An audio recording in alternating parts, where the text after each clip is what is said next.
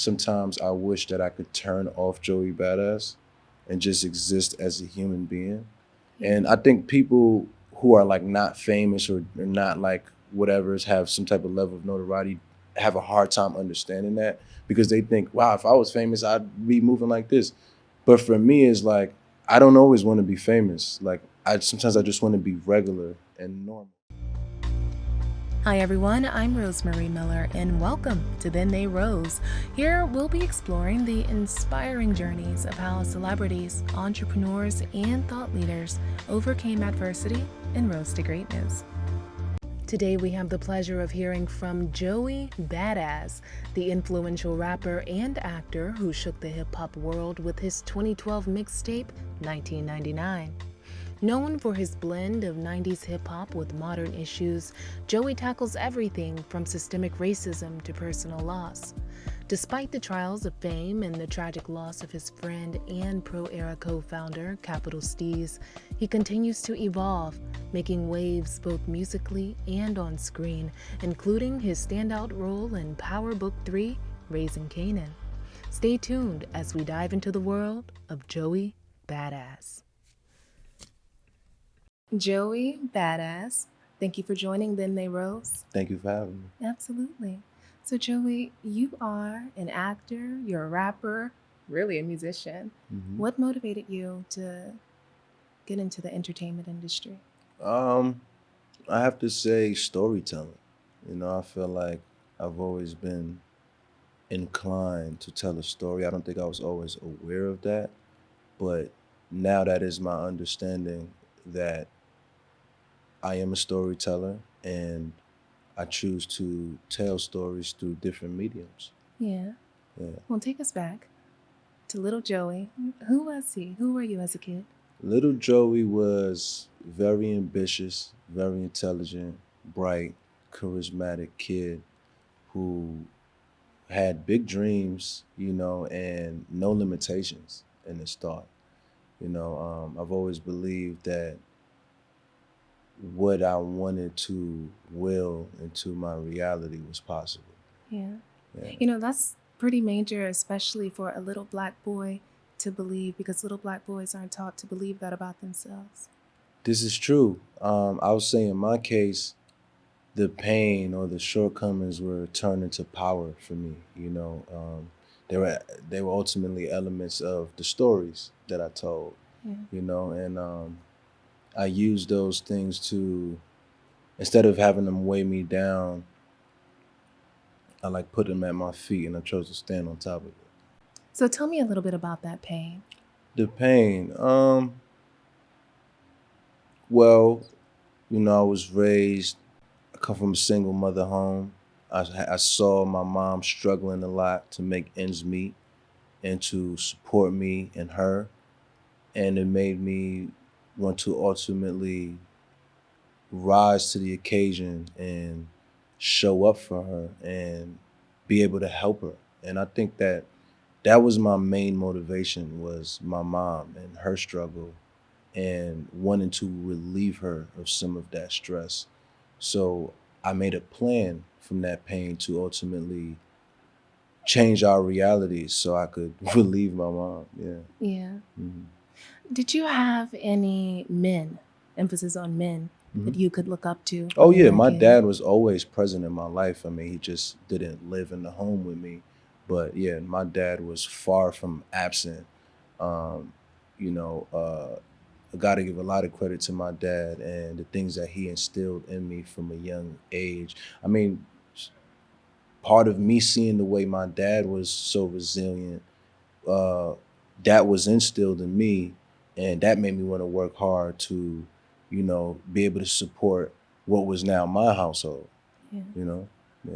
And so do you think it's important overall for boys to have a male figure that they can look up to? 1000%. I think it's very important because I think we all know that, a woman can't teach a boy how to be a man.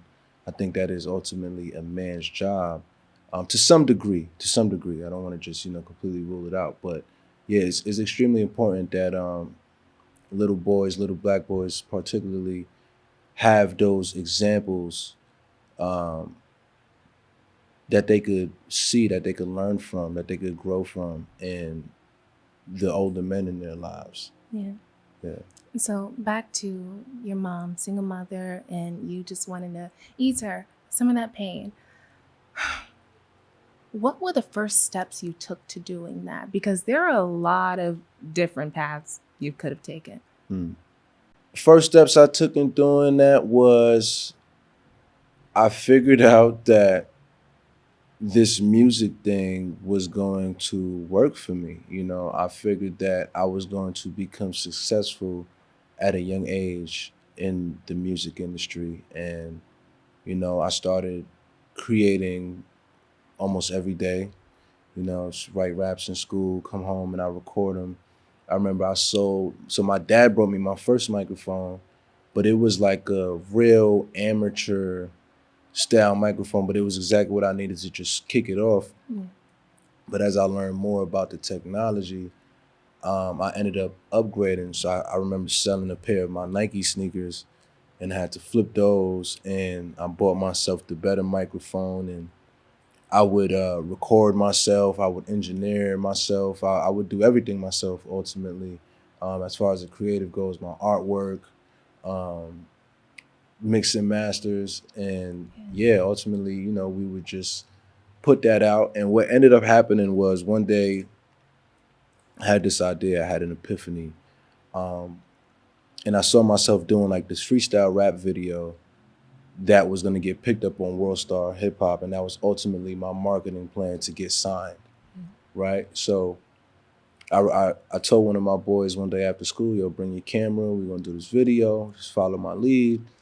That we did, and then I ended up sending it to World Star Hip Hop like 100 times. They never picked it up. But instead of letting that kill my dream, I decided that I was going to do something that at the time I didn't even know was like a marketing move of a genius. But I decided to put that up on YouTube. And in the title, I titled it as 15-Year-Old Freestyles for World Star. And so anybody who came across the video, because in my thinking, right, the way I was looking at it was, it's so good that nobody would dare second guess that this wasn't on World Star. Yeah. And that's exactly what happened. And one day I was going to school and I got a message. I was also smart enough to leave my contact information on the video. So one day I was going to school, I got a message from who was Johnny Shipes, who was my first manager, who ultimately became my first manager. But he hit me up, he reached out, and he said, yo, I just saw your video on World Star, and I want to talk to you about signing to my label. And that was the moment right there that I realized how possible my dreams were. And that reinstilled and just continued to feel the confidence that I already had in myself and the belief in myself. But that was like proof, you know what I mean? Yeah. Yeah. That's major. Like, I don't know if you hear yourself, but that confidence you had in yourself, and all I hear through that story is you were validating you first. Who taught you that? That's a great question. Who taught me that? Maybe my mom. I'd say I think that trait came more from my mom. Like, you know, her always instilling the belief in me to believe in myself and to carry myself with a certain confidence and just standard. And yeah, I'd say that came from her. Yeah. But is it real? Like, does it come off as real, or is it something you had to work at? Was it hard? I'll tell you what, it was way easier back then than it is now. Why?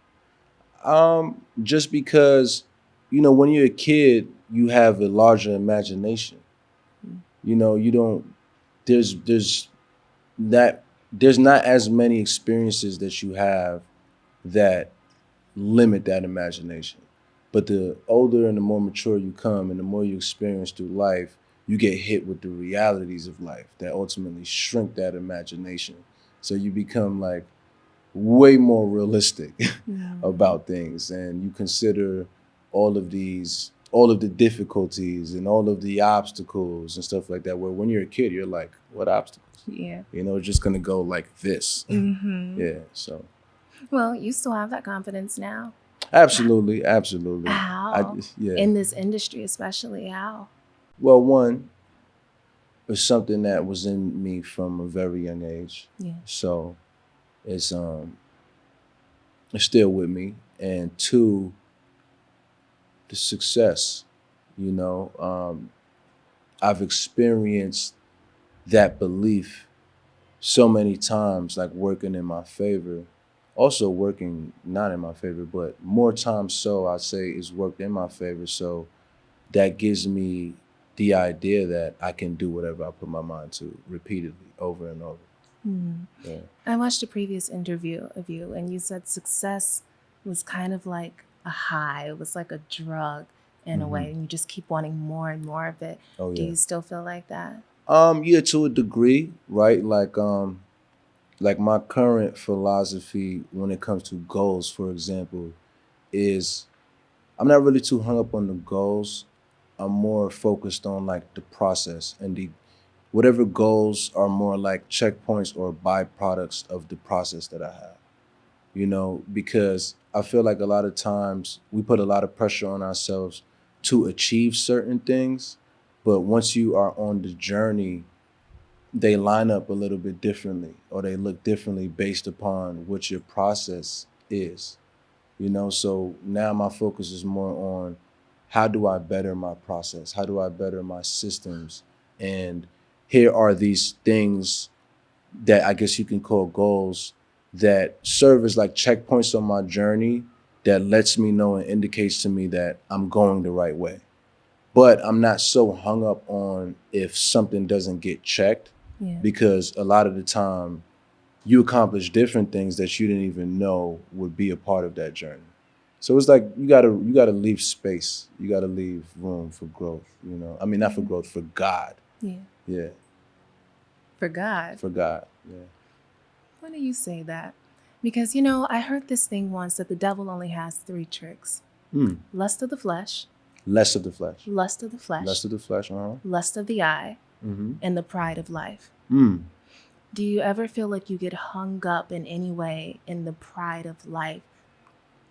I think we all do, to some degree.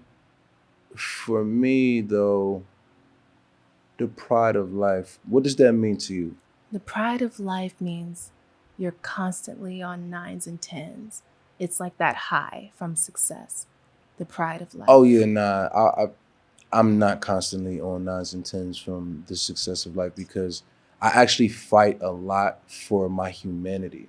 And what I mean by that is I still have difficulties with being like, for example, like if I'm just outside, like sometimes I wish that I could turn off Joey Badass and just exist as a human being. And I think people who are like not famous or not like whatever's have some type of level of notoriety have a hard time understanding that because they think, wow, if I was famous, I'd be moving like this.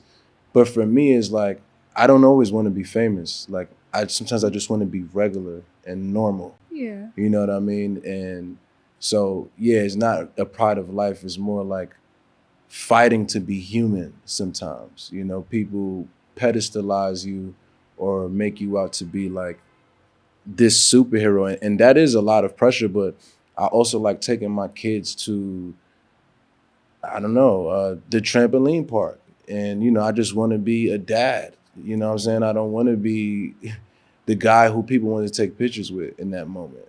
Yeah. Yeah. Totally get that. Mm-hmm. Well, Joey, I feel like you have to, there has to be something you're doing in your day-to-day life that's helping you keep your mind right, whether it be praying or journaling.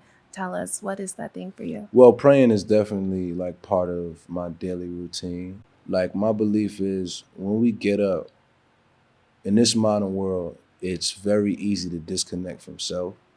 So I believe like when we wake up in the morning, we should try our best to use that time for self. And what I mean by that is like no cell phone, like no technology. Create a routine that you get up. Like for me, I like to wake up, I stretch out, um, do a series of stretches. I do 100 push-ups every morning, and then I pray. And then that's like my little self reflection or me time that I go through, and I start the day just kind of connected to self, you know. Yeah. So, is that something you teach the boys in your mentorship program, Impact Mentorship?